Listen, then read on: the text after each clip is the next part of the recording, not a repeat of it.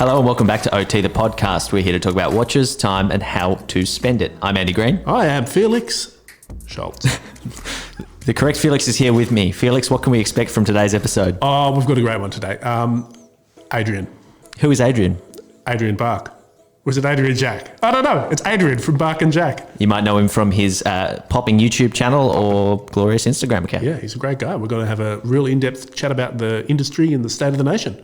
Well, talking about states of things, there's been a bit happening in watch world. Felix, there's been a bronze Baltic that's come out. Oh, it's such a nice watch. It's the new bronze Baltic Aquascath.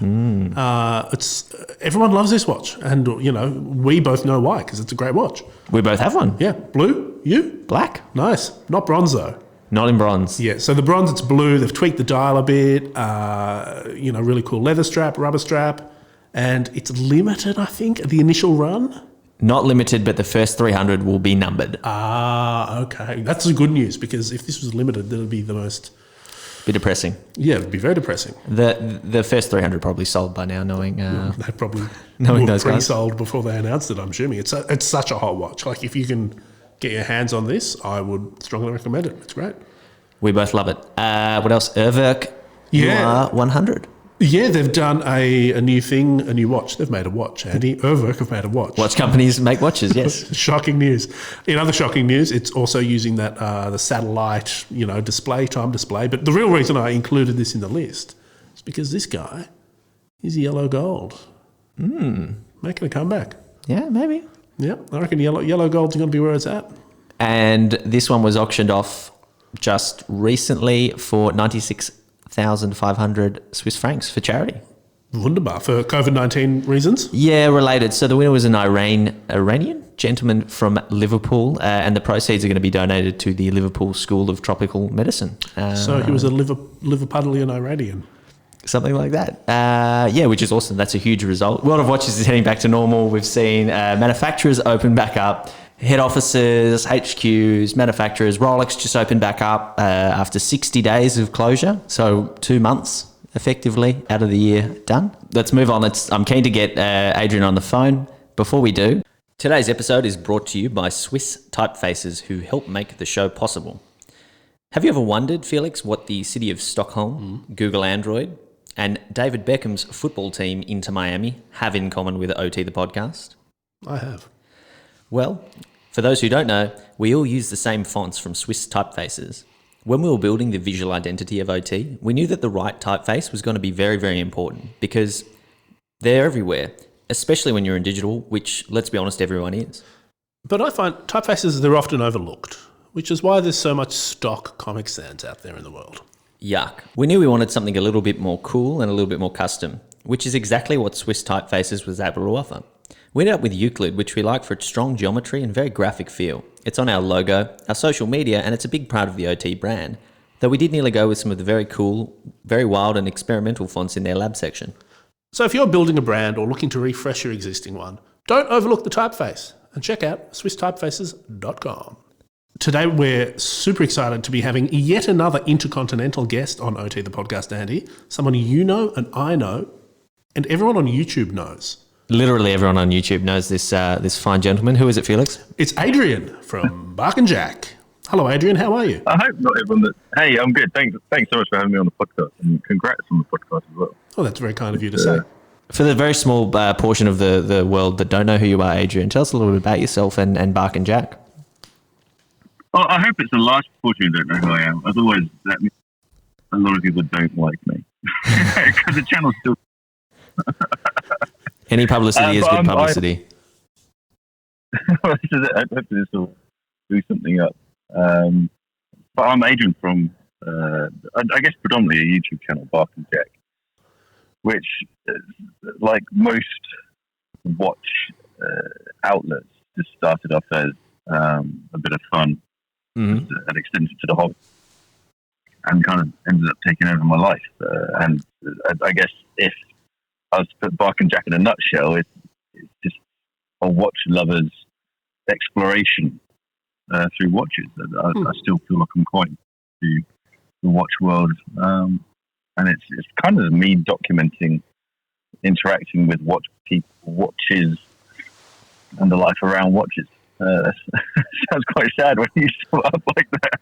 I mean, I think anything does sound quite sad when you break it down into really what it is. Like, I'm currently alone in an empty room with Andy talking about watches, which is quite sad when you think about it too. Deep cuts. Deep cuts. So, Adrian, you mentioned something there about at some point it became your life. What point was that? When I started to take it seriously, really, it all started. I had an idea for a channel a long time ago because I felt like, I guess, at the height or towards the end of the whole influencer marketing phase of YouTube and social media. And basically, there's content on the internet that I just didn't believe and I didn't agree with. And it was either the characters behind the content that I didn't connect with or didn't believe, or it was a message that they were saying.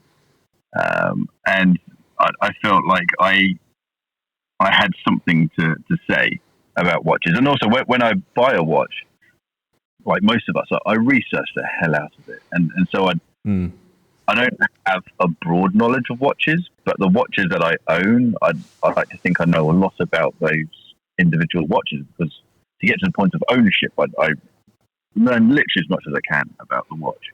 I thought it might be useful to share this information with other people. I ended up buying an old Submariner 5513, and I was talking to my wife about why this particular one was special and it wasn't as good as the one that I actually wanted, but we can't afford the one that I wanted, but this one is different in other ways.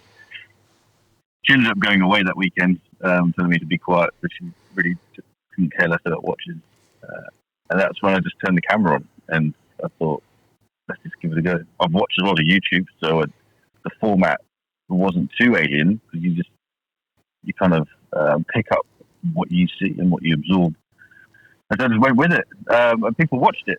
Yeah, Adrian, I think we met not long before you left that full-time job and threw it all away to become a... Yes, we did, yeah. Yeah. We're in a coffee shop just outside from my office. Yeah, I think you were having like a lunch break and you were kind of like, I'm done with this. It's a shitty job. Yeah. I'm getting out of here. As I guess, a watch YouTuber full-time, what's it like? What are the kind of the common misconceptions that, you can clear up? You don't get free watches. Maybe you do. You make millions off AdSense. Like, what's it actually like day to day? Yeah, I guess, there are quite a few misconceptions. People think it's easy, and it's not. The amount of hours that go into creating a 10-minute clip is insane.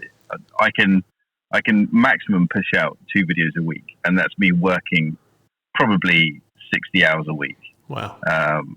And when it comes to money, people get upset when you take sponsorship or when you sell product. But the reality is that if you were to take the money, you can't live off YouTube. Unless you have millions of, you just can't live off YouTube. And the return of the investment in your time, you're literally talking about probably 50 cents an hour. That's probably what it equates to. Wow. And I mean, you have to love making content. That's the thing about it, because it isn't a monetary return.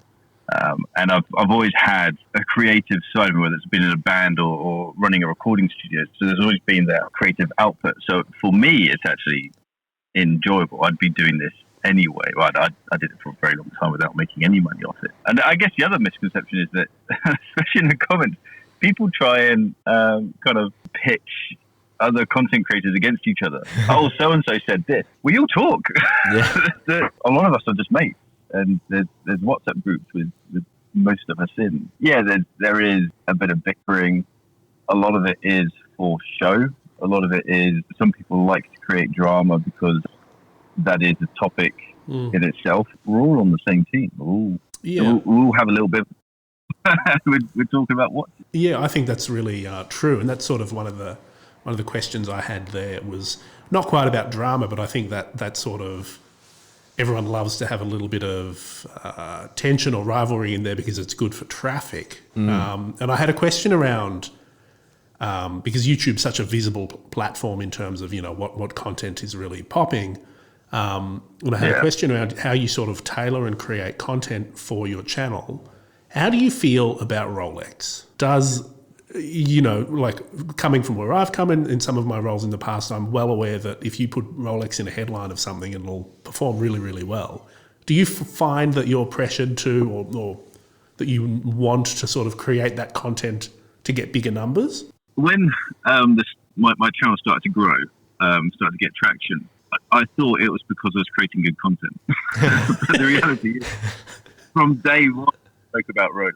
And before I understood anything about the algorithm or what the audience wants to see, my first topics were around vintage submariners. It was me sharing my enjoyment of a Rolex Explorer, thinking that people will watch it because it was good content. But the reality is, they all had Rolex in the title. So I'd have to say that actually the success of my channel is pretty much down to the fact I am a Rolex fan. I guess vintage Rolex fan, not so much the new stuff. But it is annoying, I'll be honest, how if you talk about anything other than Rolex, you're not going to get views.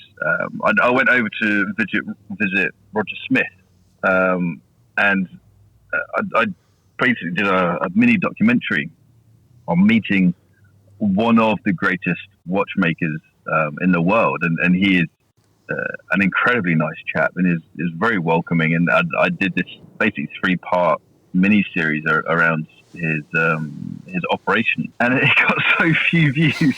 It was.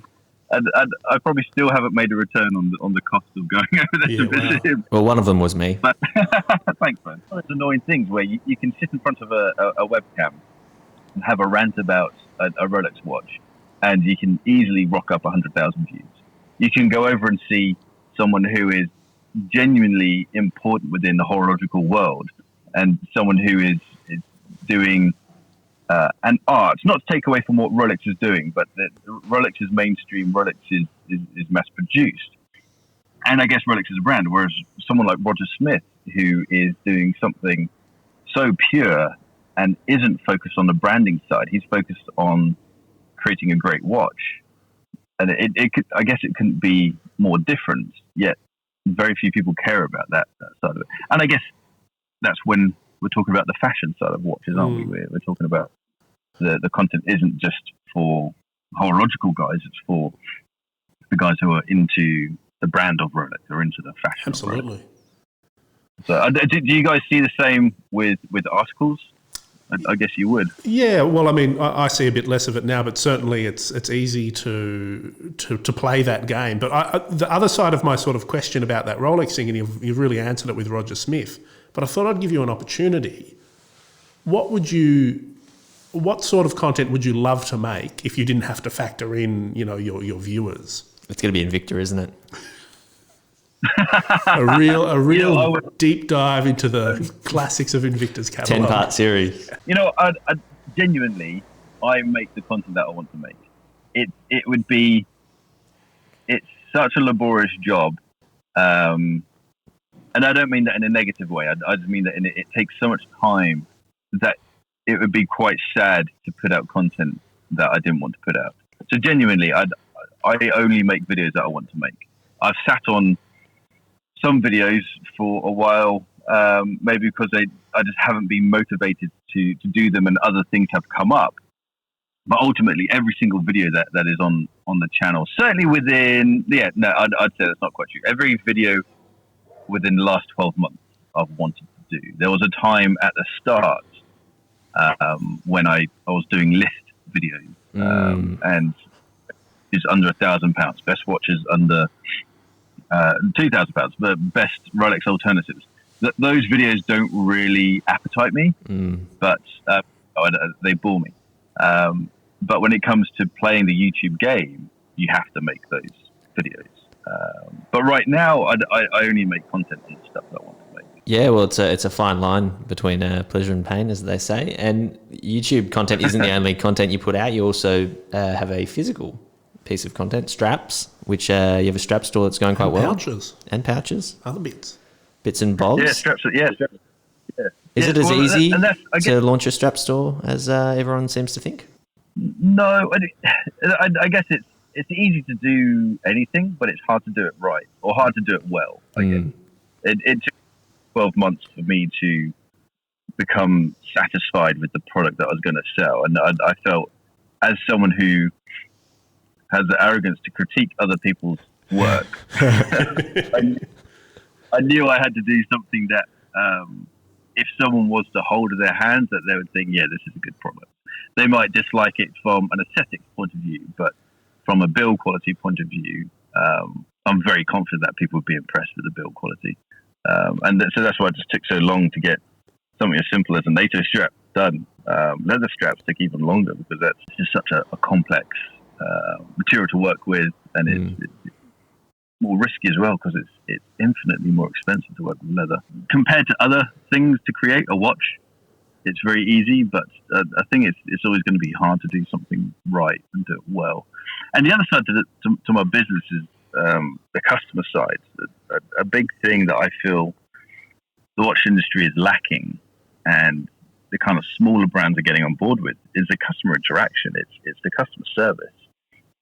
Everything seems to have become very transactional, and I know I'm just selling a watch strap compared to a watch, but I do feel like watch sales have somewhat become quite transactional, especially as so many brands are going down e-commerce. Well, you do it all yourself, don't you, Adrian? You're a one-man operation in terms of editing, photography.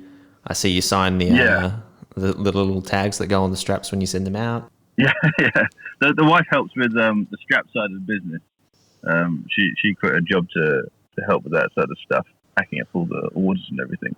But yeah, I create all the content myself, and that's a blessing and a curse at the same time, because it means that I have full control over what's going out, and it's always pushing me to improve my editing and improve my camera work. But then it means that I'm a bottleneck, so I can sit on for hours for months. I'm about to put out a video either today or tomorrow, which I recorded October time last year. So it's quite a big bottleneck. But I guess that's good. That's what business is about. It's about having a constant flow of product to offer, rather than just running out of ideas. And I guess that's my main concern was when starting a channel. How many videos do I have in my head? And that's never been a challenge. It's a constant, really. And I think now is a really interesting time to have a YouTube channel, especially with the lack of real world interactions at the moment. And I'll chat about that in a second. But first, I just want to sort of get your top line take on Watches and Wonders, the digital edition.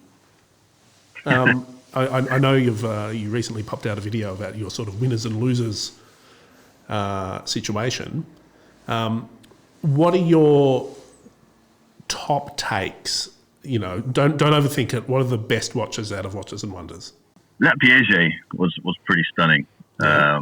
I think what I like about the Altiplano is the fact it's incredible watchmaking, but it's good looking at the same time. It's not my style of watch. I can't afford it. I'd never buy it. I'd never wear it. But I think a lot of people do fancy things and they don't necessarily work out. Like they'll add 5 tourbillons in a watch, and it looks a bit naff. But actually, I think they've done something amazingly well.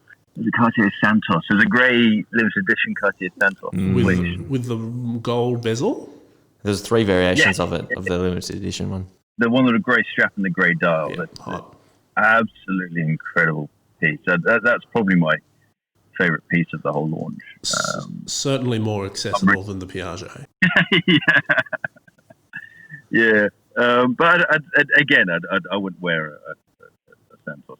Would you not? Thing, but I just don't dress up. Yeah, okay. You're more field jackets and boots and snow. Or Scotland. Yeah, exactly. Yeah. You get stabbed if you got dressed up around here. And what did you think of JLC? I'm a big fan of JLC. I really connect with their designs, and their Master Control collection was lovely. And it's just that timeless, very clean design. Weirdly, they launched the Geographic, which is their travel time watch, but I can't see it anywhere online. I got sent all the press that's on it. And that's probably my biggest criticism about the Watches and Wonders. I mean, fair play to them for cracking on with doing something rather than just shutting up shop. But I think that kind of really highlights why Watches and Wonders is carrying on and Baselworld is dying. Is the fact that they've been creative of what they're doing.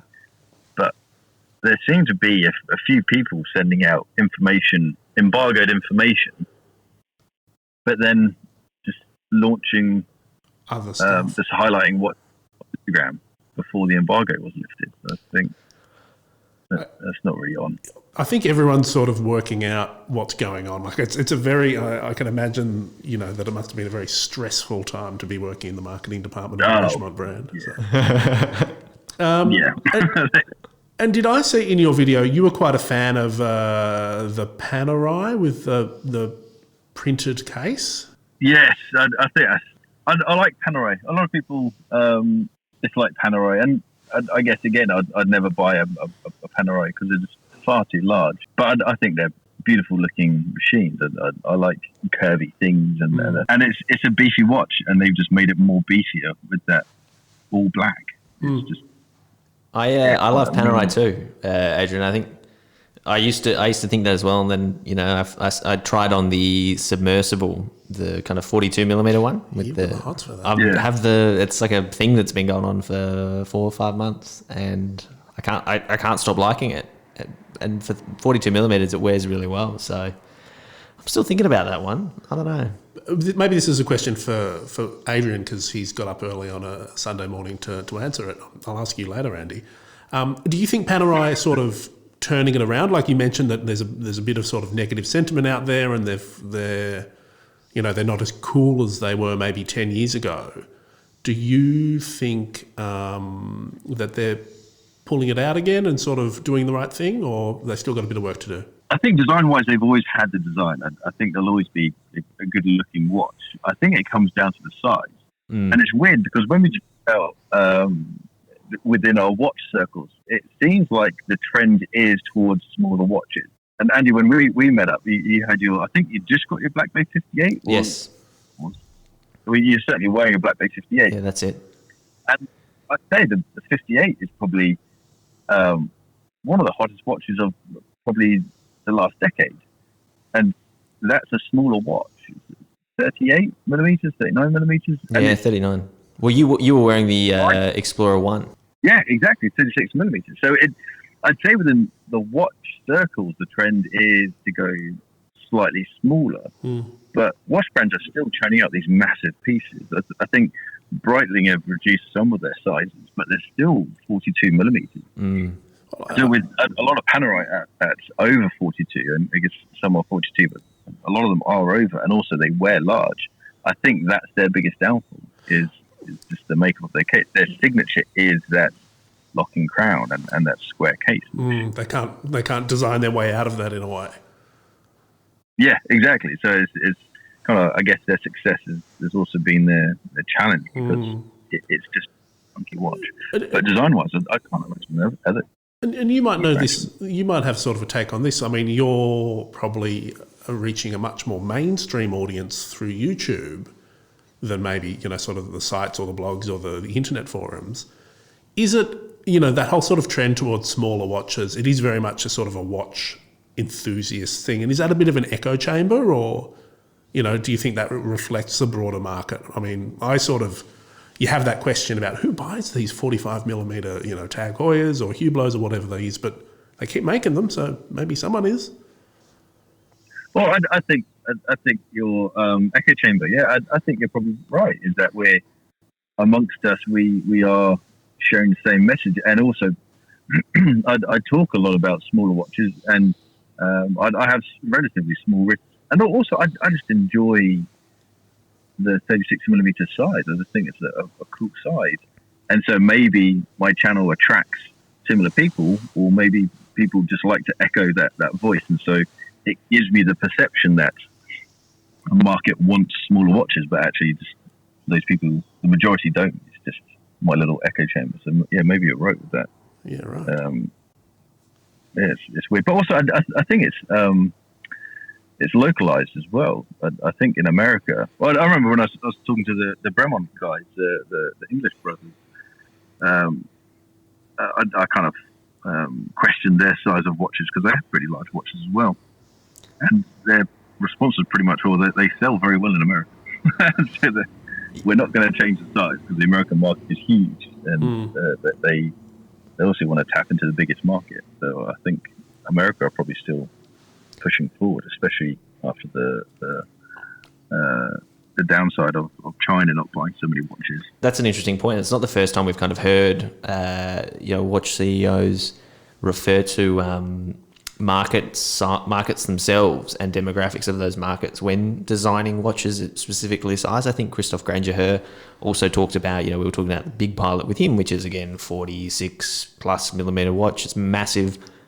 Not very many people can pull it off, but there's a certain segment of the market that can and that love it. And something else that was quite interesting that he said was that they also have a lot of people that just like the design and know that it's far too big for them to sort of practically wear and it's going to look ridiculous, but they don't care.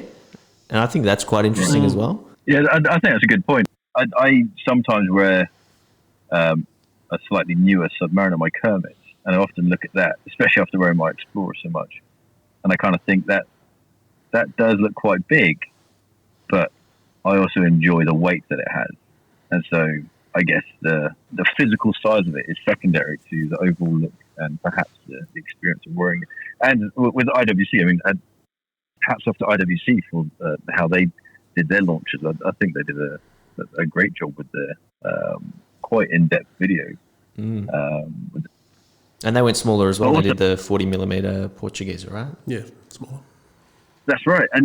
But they're enjoyable watches to wear. And so maybe the practical size of it maybe doesn't matter to a lot of people. It's more of the look of it. Yeah, I mean, they're statements. So I think it's sort of one area where you'd go... Well, Felix, has absolute meat hook wrists, and you tend to wear smaller watches as well. I've really gone. I've gone up and down. So until a few years ago, I was all 42 plus. That was sort of my sweet spot. But now I've found myself... I've got the Anordain Mark II, and it's 36, and I'm fine with it. Oh, amazing. So I think, for me, it's very much what people are making and what... I think it cuts both ways, like supply and demand both play a role in what ideal size is. So it's one of those never... Well, those Anordain guys are doing it great. I went to the Anordain workshop last year. I was going to do a video with them, but then all this happened. Lockdown. Yeah, but it's very impressive what they've got going on. Well, say hi next time you pop in. I'd love to meet them in real life. We were planning to do it at Basel, but that didn't happen, which I think maybe is a nice point to sort of bring us to... Another thing that I think you would have a really interesting perspective on is that sort of the question of how important access is in watch journalism and watch media, and how... that changes, because I met you, was it last year I met you for the first time? Or was it the year before? Yeah, at Basel World, yeah. And was that your first Basel World? That was my first Basel. That was my first large watch event. And it's... it was like going to a music festival for the first time. Just complete... Turns out, also the last time. Yeah. Quite lucky that I actually went and did it. I organised it in about a week. Are you the curse of Basel World? Is this... And another question, were you going to go to SIHH this year, or Watches and Wonders rather? I was going to go, yeah. And it didn't happen. Interesting. Patterns emerge. So I guess that's the thing. So for me, for a long time since I've been doing this, it's mattered being in the room with the watches. Like that's sort of been the difference between having a press release and having coverage, or having those original photos or those stock photos is sort of the real marker of where you're at in that space. And it's funny that you've sort of talked about that Piaget as such a great watch, because I saw, when it was a concept watch like a year ago or a couple of years ago when they showed it, it's a really funny watch in real life. Like it's amazing, but I wouldn't feel particularly comfortable wearing it on the wrist because it's so thin. So I think I think they're the sort of things that really, for me, matter about seeing something IRL, that sort of perspective.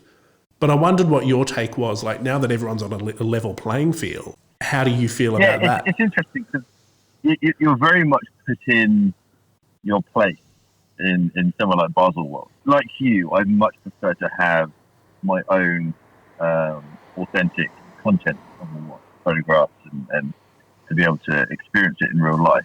I get into this. I'm quite obsessive about the content that I capture. No doubt all content creators are the same.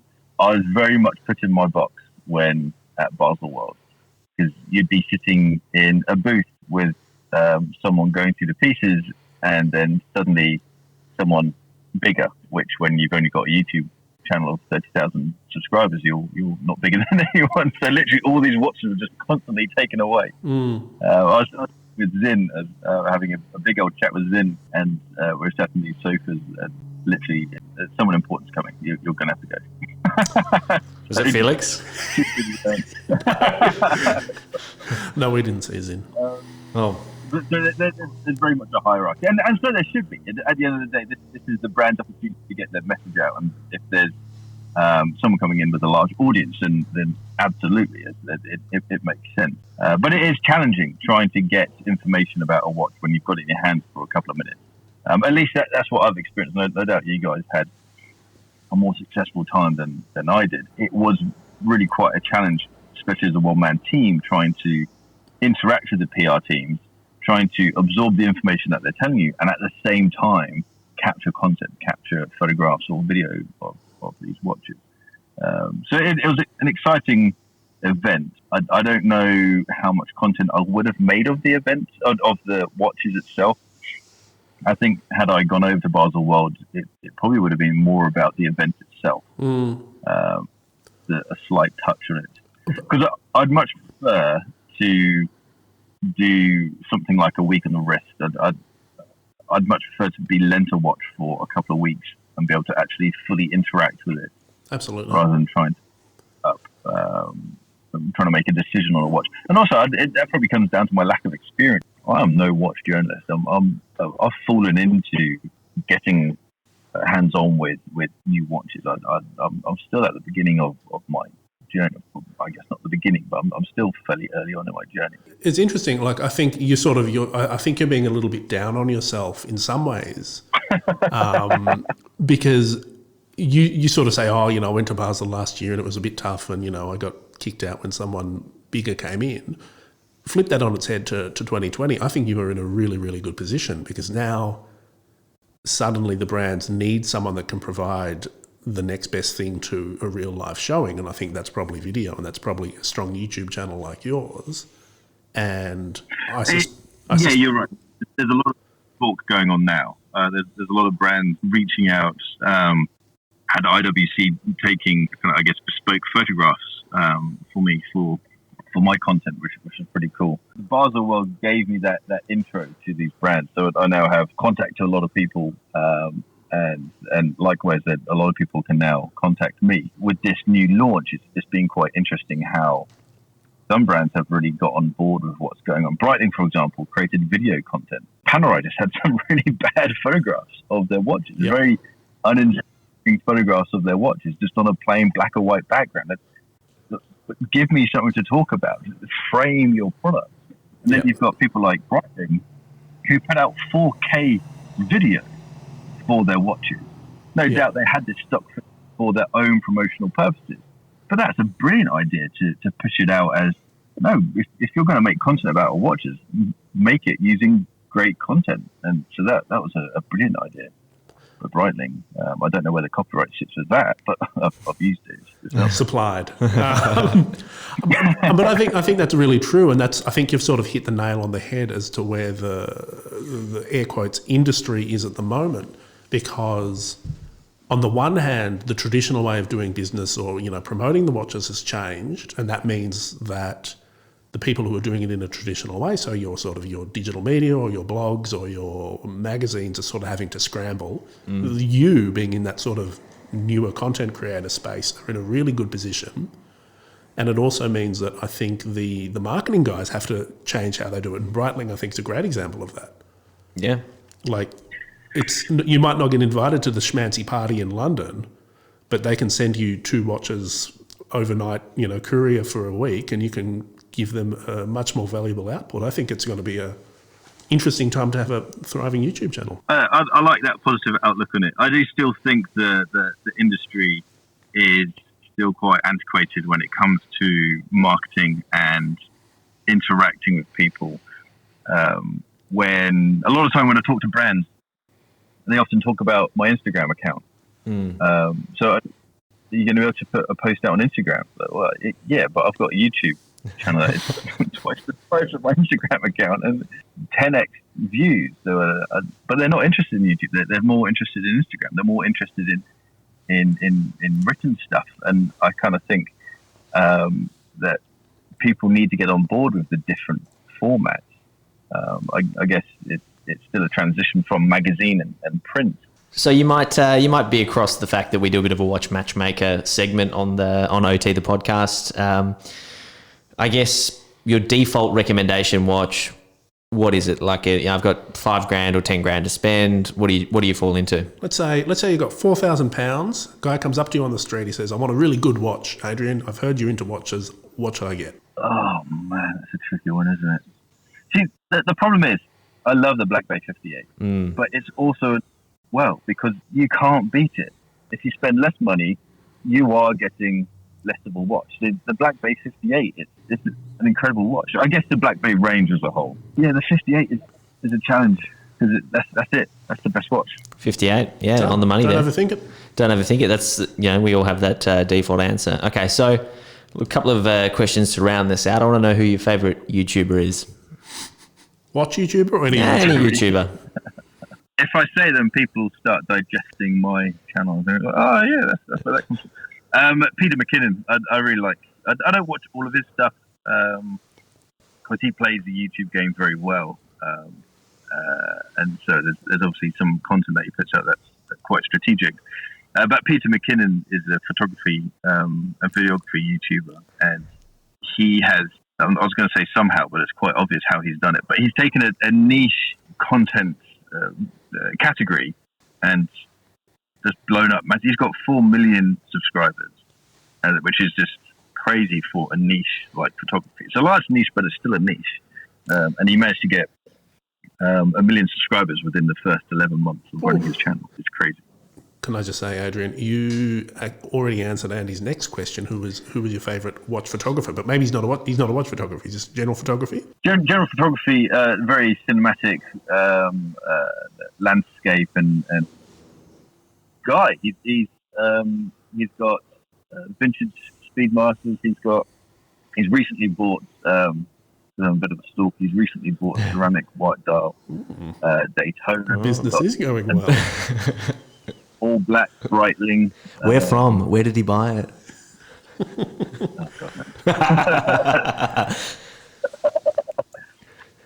So yeah, watch content creation.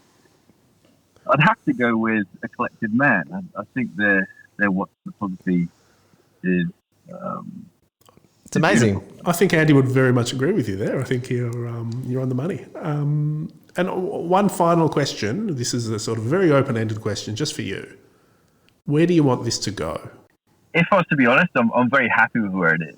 I do feel like I'm living a dream. If I won the lottery, this is what I'd be doing if I won the lottery. And so I do feel very lucky to have gone from a position of living a 9-to-5 job, doing a job that I didn't like, that I was burnt out doing, to then suddenly doing a job that is my passion. It feels insane. But from a competitive standpoint and a business standpoint, I want Bark and Jack to be the biggest watch blog at least in the UK. I think Europe would be nice, but there's some more established people out there that will be a challenge to get anywhere near to their size. But yeah, I want to be the biggest watch blog in the UK. Not from anything other than the fact that will mean that I get access to a lot of fun watches. Rolex. I think that's they don't want to talk to me, so I need to get bigger. It'll happen. Can I just say you're about to be featured on OT the podcast? Expect the phone to start ringing immediately. I think that's a really good perspective to have and a healthy one. So, yeah, look, guys, if you, Adrian, thank you so much for the chat. Head to barkandjack.shop to cop a strap or two to help Adrian on the mission to becoming the world's biggest YouTuber. Or you could just watch his channel, which is just Bark and Jack. That's it. Yeah. Nice. Well, Thanks for that. Not a problem. Fantastic. This has been fun. Felix, that was great to chat to Adrian. He's a lovely guy. Fantastic guy. Make sure you check out his shop. And as always, if you want to get in touch with us, how do we do it? ot.podcast on Instagram. Nice. And otthepodcast@gmail.com. That's for the watch matchmaking. Or you can just email us about other stuff, I guess. Whatever you want. You know, want to send to me I want a new watch. Thank you again to our lovely sponsors who made this show possible, and of course, Major Tom Media for producing the show. And we'll be back whenever we're back. Soon, hopefully. Next week, probably. Props. See you then.